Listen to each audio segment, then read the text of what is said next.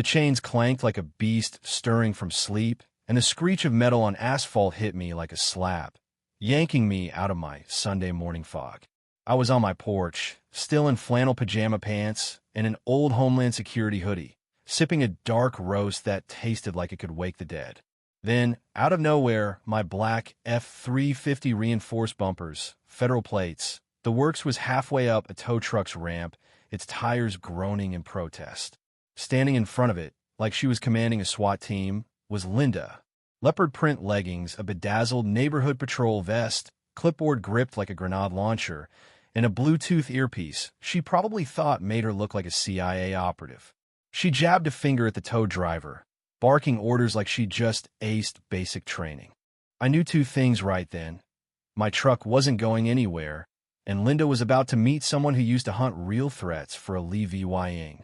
I stepped off the porch, coffee still in hand, with the kind of calm you only get from years of staring down chaos that doesn't wear glittery sunglasses. Linda spun toward me, flashing a smile so fake it could have been stolen from a used car salesman.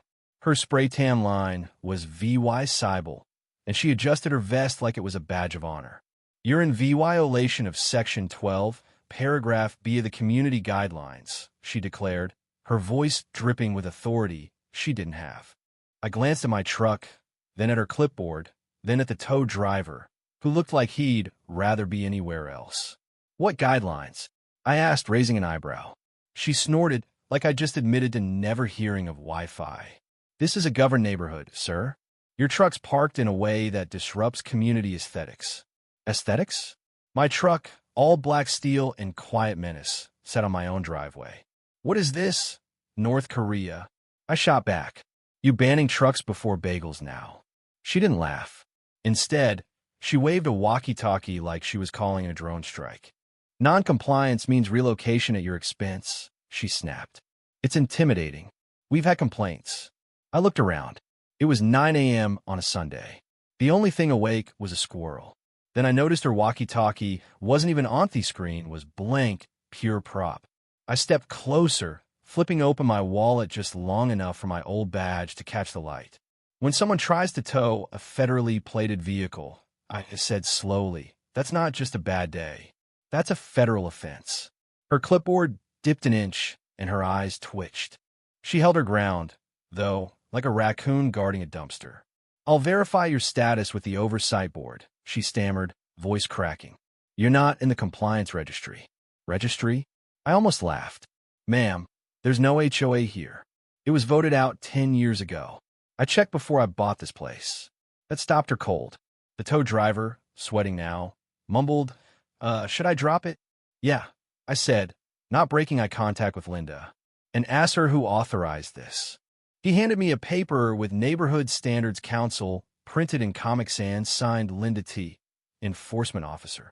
No seal, no address, just a fake title on fake letterhead. I handed it back like it was moldy bread. "You're looking at impersonation, property interference, maybe fraud if you try billing me." Linda snatched it, her face twisting. "You think that badge and your big truck make you untouchable," she hissed. "People like you ruin communities." I pointed at the plate. "No, this makes me exempt from your neighborhood pageant." The tow truck lowered my F-350 with a groan, and the driver peeled out before Linda could chuck her clipboard at him. She stood alone in the street, fists balled, cheeks red with rage, and maybe last night's Merlot. But I wasn't done. As she stormed off, muttering about formal violations, I pulled out my phone. A quick check with city records confirmed it. No HOA, no council, nothing. Linda was playing dictator in a fantasy kingdom. But 2 hours later, over a burger, I logged into my old public record account habit from my DHS days. What I found made my stomach drop. A complaint, filed that morning, claimed I was hiding classified surveillance equipment in a residential zone. The name on it? Linda Voss. Except she didn't use my real name, Eric Stone. She used Nathan Cole, an alias buried so deep it hadn't surfaced in 7 years. Nathan Cole wasn't just a burner email.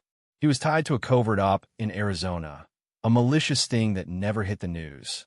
Those records were sealed tighter than a bank vault. How the hell did Linda know that name? This wasn't just a nosy neighbor.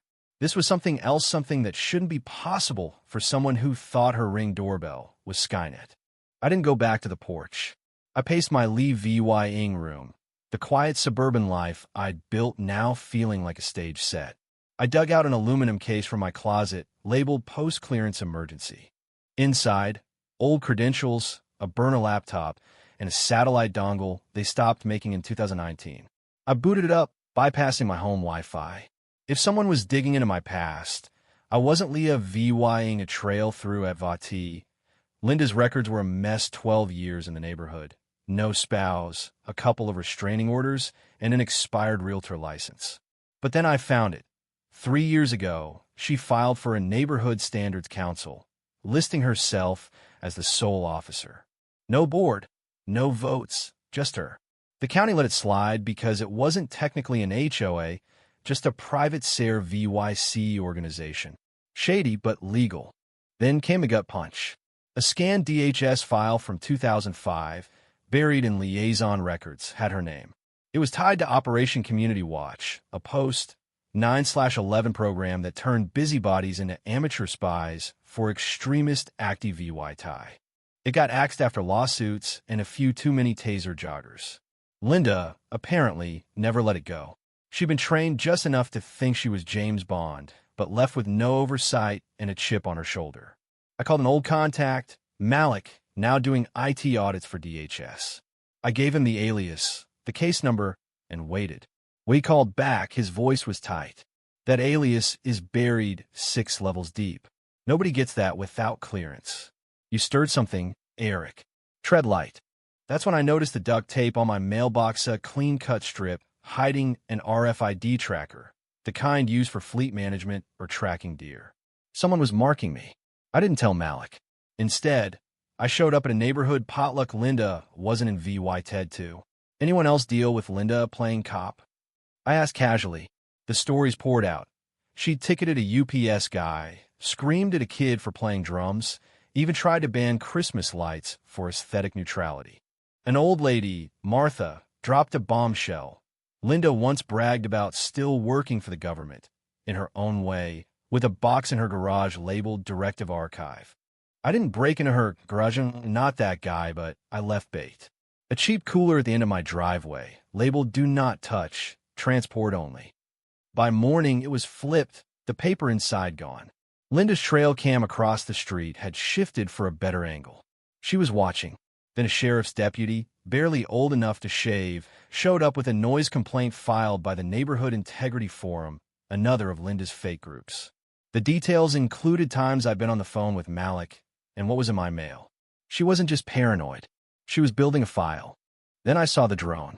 Wednesday evening, while watering my lawn, I spotted it, sleek black, no blinking lights, hovering like it meant business.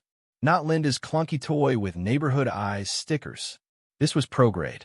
I pretended not to notice, but at 2:37 a.m., it was back, pausing over my driveway before vanishing toward the woods. I followed in my truck, lights off, and found a white van parked at the tree lean, engine warm. Inside, surveillance gear, a cooler, and a corkboard with photos of me and Linda connected by red ink. This wasn't a prank.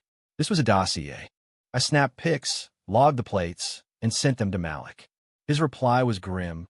Shell Company, Delaware, dissolved. That gear's not CIVYLEN. Could be DHS, FBI, or a contractor. They're not watching Linda. They're watching what she knows. The next day, Linda made her move. I caught her through the blinds, scanning my mailbox with a black to VYC, then trying to pry it open with plastic cards. I stepped outside. Tampering with a federal mailbox is a felony, I said, voice flat. She froze.